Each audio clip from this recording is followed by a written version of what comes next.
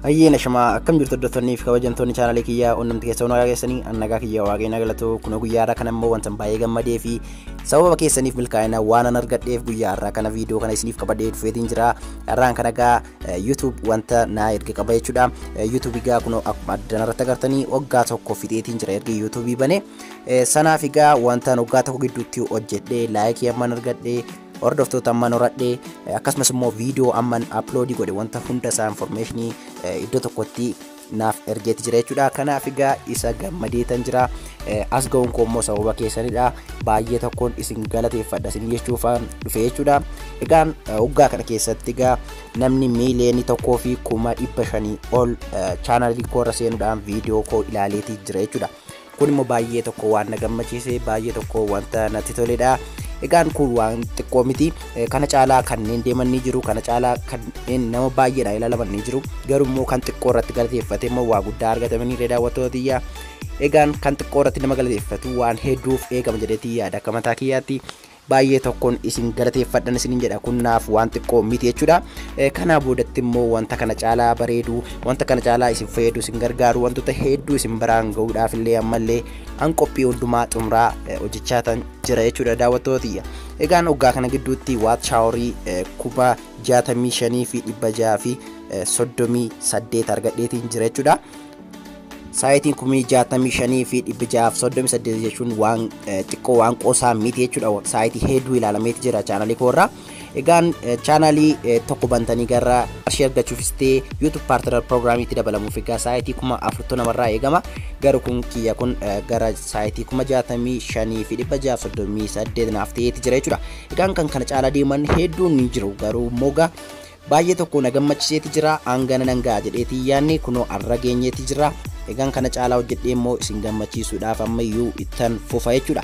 Waggaan kana gidduutti egaa laayikii 1,115 fi 284 argadheetiin jira jechuudha. Egaan waggaa tokko kana gidduutti laayikii 100 fi 15,000 ol argachuu jechuun waan qoosaa miti daawwattootiyyaa. Kun kanan isinitti maatii jiru gaa dirqama isiniin nan ragee isiniin waan viidiyoo koo daawwattanii fi waan jajjabeessitaniif yaada gaarii waan naa hirtaniif koomentii gaarii waan naa kennitanii fi kunoo arrageetan jira. Wanta nan ragee kana immoo isin beeksuun dirqama natti ta'e waan argamee fi kunoo guyyaa irraa kana gaa isiniif viidiyoo isaa qabadhee dhufee isinitti maatiin jira jechuudha. Riippoortii kan waggaa kana kanaaf ergame jechuudha daawwattootiyyaa. Egaan chaanaaliin koo akkuma beektanii maqaan isaa OTSL Saayika jedhuudhaan beekama jechuudha. Maqaan OTSL Saayika jedhu kun maalla kan jettanii na gaafattanillee ni jirtu.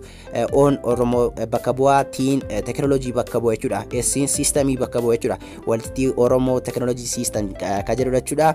Egaan isinin jaalannee isinitti tolle taanaa illee geddeeruutii nan danda'a jechuudha. Uumaa rakkina hin qabu. Eelsaayin immoo maqaama koo noormaalii kan ittiin an waamamudha jechuudha. Egaan kunoo guyyaa irraa geenyeeti jira jechuudha daawwattootiyyaa. Isa dhugaan isinitti hima baay'ee tokko gammadeetiin jira, baay'ee tokko natti toleetti jira. Thank you isinin jedha. Ammallee baay'ee tokkoon isin galateeffadhan isinin jedha. Ammallee kana caalaa ni deemna, ni ceena. Wantoota hedduu wal biraan ni geenya, wal barsiisan jedheetii yaada. Isinilleen ammallee laayik gochuuf koomentii naaf barreessuu yaada gaggaarii naaf hiruu hin dagatinaa ammallee. Egaan waggaa tokko kana gidduutti wantoonni hedduu na mudatanii jiru. Wantoonni hedduus immoo na rakkisanii jiru. Wantoonni hedduus immoo baay'ee tokko wanti natti tolan wanti irraa baradhee waa hedduu ni jira jechuudha. Bu'aa bayii waggaa tokko kana gidduutti wantoota hedduu argeetan jira jechuudha. Baay'ee tokko wanti itti dhiphadhee ni jira. Baay'ee tokkos immoo wanti itti gammade ni jira jechuudha daawwattootiyyaa. Egaan waggaa tokko kana gidduutti wanti bare hedduu haa ta'u malee koomentiin uummataas baay'ee tokko kan na kolfiisaatii ture ni jira. Akkasumas immoo gaa koomentiin irra caalaa akkan jabaadhu na godhees immoo baay'een isaa ni jira jechuudha daawwattootiyyaa. Egaan namoonni yeroo baay'ee jechuudha koomentii naaf barreessanii viidiyoo yooma kan gadhiisee namni baay'inaan jala isaarraa yooma katee ilaalu hin jiru. Saayitii sanaaf wanta deemu yeroo sanaa wajjin kan deemu viidiyoo ilaalee tan hojjedha yeroo baay'ee. Garuu immoo namoonni baay'een viidiyoo sanaa hanga xumuraatti osoo hin ilaaliin kan koomentii calma jedhanii kennan ni jiru. Viidiyoo sana keessatti iyyuu immoo wanta barsiise deebi'anii kan na gaafatan ni jira jechuudha. Kun baay'ee tokko waan na kolfisiisudha. Egaan namni osoo hin beekin ta'uutii danda'a, beekaas immoo nama qoruudhaaf naaf ta'uutiin ni danda'a garuu kan na dhibugaa namni viidiyoo tokko irraa inni isiniif gadhiisu chaanalii kan biraarraas ta'e chaanalii koorraa jechuudha viidiyoo tokko hanga xumuraatti ilaaluu utoo amaleeffannee baay'ee ta'uu gaariidha. Sababni isaa egaa viidiyoo sana keessaa guutummaa guutuutti yoo hin fayyadamtan ta'eyyuu hanga xumuraatti waan ilaaltan qofaadhaa fi viidiyoo sana keessaa wantoota muraasa argachuutii ni dandeessu jechuudha. Sababni isaa egaa viidiyoon tokko yennaa hojjetamu wantoota baay'eetu irratti haasa'ama, wantoota baay'eetu dubbatama, wantoota baay'eetu agarsiifama jechuudha. Kana keessaati wanta tokko wanta lama argachuun qoosaa miti jechuudha. Egaan gamanumaan immoo wanti isin beeksisuuti barbaadu hoggaa kana boodatti jechuudha. Appilikeeshinoota fi wantoota teekinooloojii wal qabatanii irra caalaa cimsee irra caalaa fooyyessee jechuudha bifa bareedaa fi bifa qulqullina qabuun isin biraan ga'uudhaa fi qophii hundumaa xumuraatiin jira. Kana bukkeetti immoo wantoota isin fayyadanii isinillee yaada naangeessan ni qabdu jechuudha.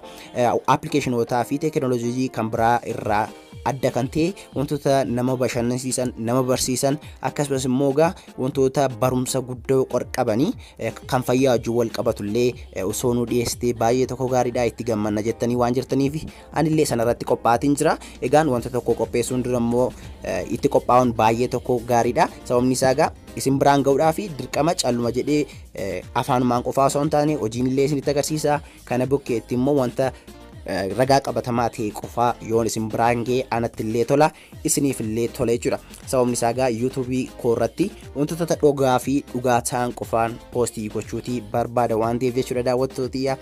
Egaan guyyaa irraa kana geenyeetti jirra jechuudha daawwattootiyya. Kunootti egaa akkuma addanarraa iskiriinirraa argitan riippoortiinsaa kunoo iskiriinirraa ilaaluutiin ni dandeessu profaayila mataa kiyyaatiin kunoo egaa har'a geenye jirra jechuudha hordoftootiyya.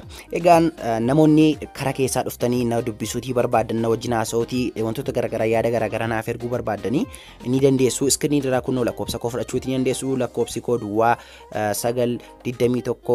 921822468 ka jedhuudhaan naa bilbiluullee ni dandeessu. Warri Itoophiyaa keessa jirtanii garuu ennaa naa bilbiltanii yookiin immoo ennaa gaaffii na gaafattanii wantoota YouTube chaanalee koo irratti viidiyoo isaa gadhiise yoo ta'e carraa isiniif deebisuu dhiisuu nan qaba waan ta'eef wantoota achirratti hin gadhiisne yoo ta'e irra caalaa filatamaadha jechuudha. Sababni isaa egaa achirratti wanta viidiyoodhaan sirriitti haaseetii barsiisee darbee viidiyoo sana osoo hin ilaalin dhuftanii yoo gaaffii na gaafattan bu'aa qaba jedheetii yaadu.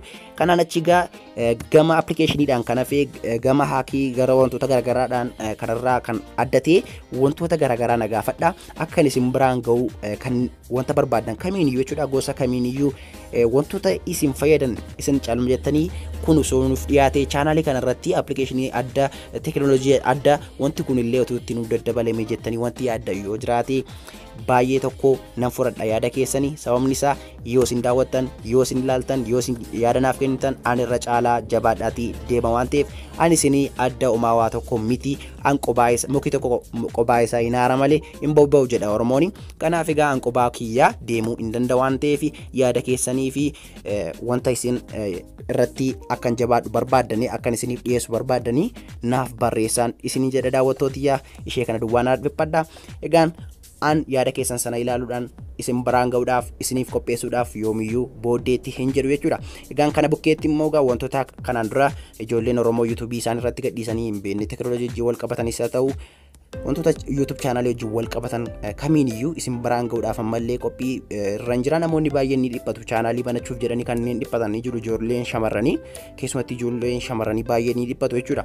YouTube channel illee ergi banatanii booda akkamitti akka hordoftoota horachuutii danda'an akkamitti akka wanta yaadan namaan bira ga'uutii danda'anii namni baay'een ni dhiphata waan ta'eef kanarratti illee hojjechuu waan an barbaaduu fi meestii yaada keessan naaf kennuu inni isinaan isiniin jedha. Kanaan achi egaa baay'ee tokkoon isin galateeffadha. Ammallee waan hanga xumuraatti waan an isinitti haasaa jiru kana dhaggeeffattaniif guddaa galatoomaan isiniin jedha hordoftootiyyaa. Egaan kana caalaa jabaannee itti fufuudhaa fi waadaa akka seenu hundumti keenyayyuu wal faana jirra. Egaan wanta dogoggoree wanta hoggaa kana gidduutti kun akkana ta'a yookiin akkas ta'a jedhee isinitti agarsiise keessaa wanti isiniif hin milkoofne wanti isiniif hin hojjenne yoo jiraate dhiifama. garuu viidiyoo koo innaa ilaaltanii sirriitti steepiin isinitti agarsiisu yoo ordofaa kan deemtan ta'e uumamaa tokko osoo hin doggorii yoo hojjettanii wanti inni isiniif hojjenne tokkoyyuu hin jiru. Sababni isaa waan sobaa tokko chaanaalii kanarratti hin argitanii waan sobaa yoon gadhiisee boora kan itti gaabbu boora kan ittiin itti kolfamu waan an beekuuf yoomiyyuu kana hin eeginaa isiniin jedha. Kanan achi baay'ee tokkoon isin galateeffadhan isiniin jedha. Ammallee guddaa galatoomaa isiniin jecha yaadaa fi laayikii fi sabskraayibiin keessan na biraa hin citinaan isiniin jedha. Galatoomaa yeroo taanuun immoo gaa viidiyoo barumsa qabu kan biraan deebinee ol agarraa. Isinan jaalladhaa, isinan kabajaa. Bye bye.